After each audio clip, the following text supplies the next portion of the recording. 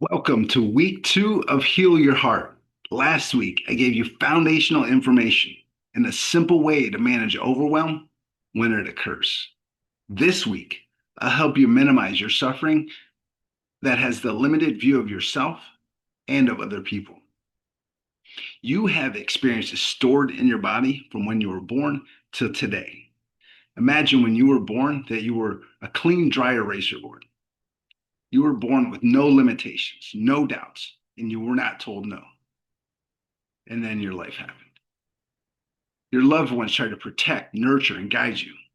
Sometimes the intentions felt like love, sometimes the intentions felt like control. The tricky part about intentions is they don't always equal meaning. When someone says, I love you, and I'm trying to keep you safe, a child can experience as, you don't trust me, and I'm not capable.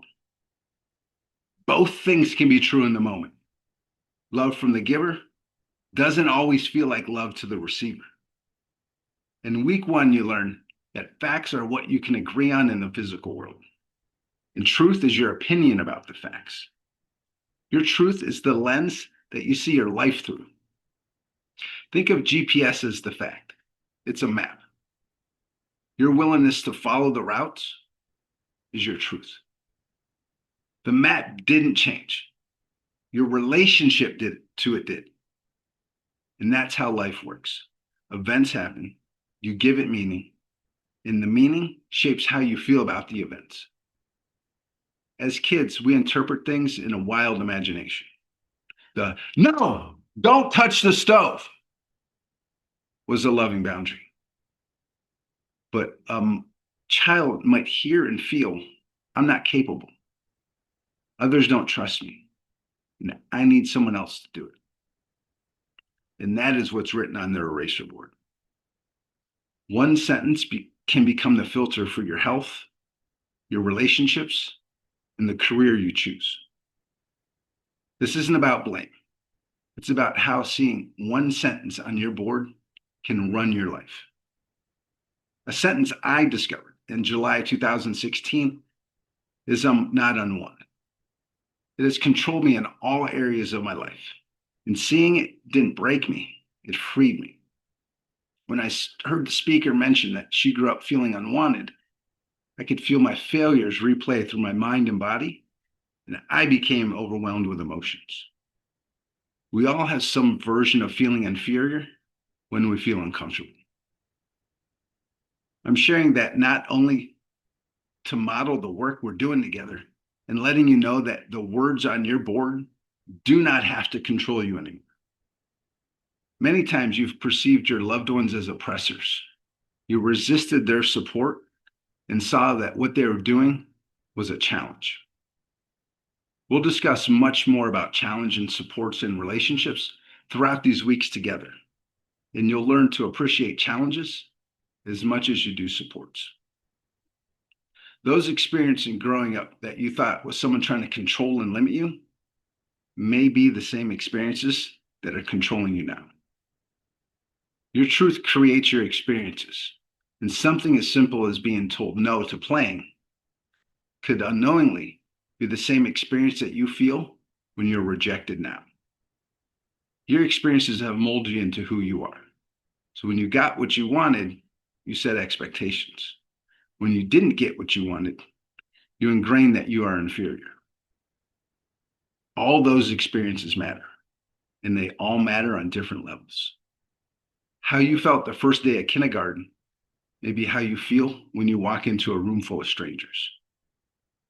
You gave all these experiences meaning, and the meaning gives you perspective, and the perspectives filter your experiences. For today, we'll talk about 3 colors on your eraser board. Green is for positive experiences, red is for negative experiences, and blue is for neutral experiences. The paradox is we remember the greens and the reds because they're tied to emotions. The blues are thousands of okay, mediocre, forgetful moments in our life, even though that's the majority of our life. Now, scan the areas of your life of health, relationships, career, and resources. What colors come up for you? You'll probably get a mix of each in each area. If all you see is red in one category, that's okay. Today, we're just simply noticing it. This week's work will gently focus on the reds, not to relive the pain, but to lessen their strengths. We'll start the process of healing in those experiences. More specific you can get, the more powerful this exercise will be. Set aside at least 60 minutes this week.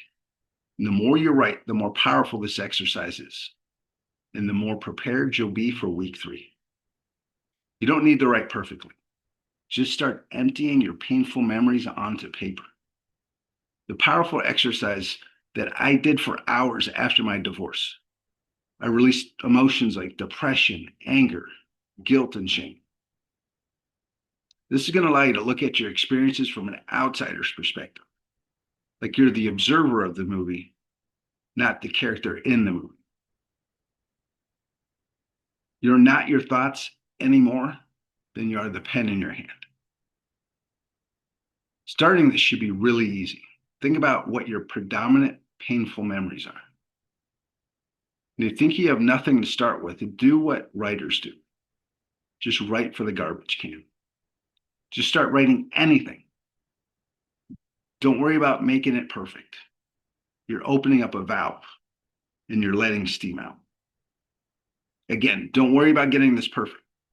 You're not going to get graded, and you're the only one that's going to read what you wrote.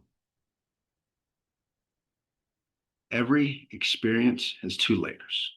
The facts, which is what happened, when, where, and who was there. And there's truth. There's your story of how it happened. You want to write both. Facts anchor you. Truth reveals the sentence that have been controlling you. Use these questions when you focus on the facts. What happened? When did it happen? Where did it happen? And who was there? And then focus on your truth with these questions. Why did it hurt me then? Why does it still hurt me? And why does this matter to the life I want? Often the third why reveals the core truth of your pain and suffering. Gently sit with the facts, because someone said or did something is the fact. Go layer deeper and find the stories and your emotions. The saying I love is you have to feel it to heal it, meaning you have to emotionally go to where you were to heal that experience. You cannot do this logically. This is where the transformation begins. You cannot change the past, but you can change your relationship to your past. If tears come, you found something real. Stay in that moment until you're no longer crying. If you're not crying, you're not trying. Crying is not a failure of strength. It's a release. If tears come, that's okay. Numbness is just a protective system. And expect your ego to negotiate with you because protection is its job. Familiar, even though not comfortable, still feels safer than the unknown. Your ego might say things like, this is pointless. And you may feel the urge to go check your phone or do something more productive. The ego says things like, let's not go there. Thank it for keeping you alive. And then remind it, I am safe. If you're too overwhelmed, go back to week 1's exercise. Ask yourself, am I okay? Check your surroundings to make sure you're safe. And then do at least 60 seconds of exercise. Then return back to writing. Each sentence you write is choosing life over looping. You're practicing responding instead of reacting. Write until you've exhausted your memory. Your mind may jump around to what seems like unrelated memories. Don't try to figure this out. Remove logic from this practice and just let your emotions, your memories, and your hand take you through a journey of your past. And as you're cleaning your dry eraser board, you'll feel as your body's starting to unwind. The tensions for decades will start losing their power. You'll finish more relaxed with a clearer mind which will contribute to your healing process. This isn't just journaling. This exercise will create a place that you'll reference for the next few weeks. And it will become a reminder how powerful you are when you have feelings of doubt, fear, or you're unqualified. If you shortcut this exercise, you shortcut the rest of this course. Block out 60 minutes, phone off, distractions gone, and just purge as much as you can. For each memory, write the facts, then the meaning you made. You're going to start redefining your experience in real time. Some experiences will unpack over time. It's not regression, it's depth. It'll be like peeling an onion, one layer at a time. Meet each layer with grace. If you can't commit to 60 minutes in one sitting, do 30 minutes, 20 minutes, or 10 minutes. But you have to start doing the work to start healing. Time will not heal it for you. And the last thing, before I finish this class, is things to avoid this week. Do not try to fix anything. Don't try to justify others' behaviors to make this easier. And do not judge your younger self. The next few weeks, we'll build on this and we'll begin creating simple practices that'll help you with your relationships to your memories.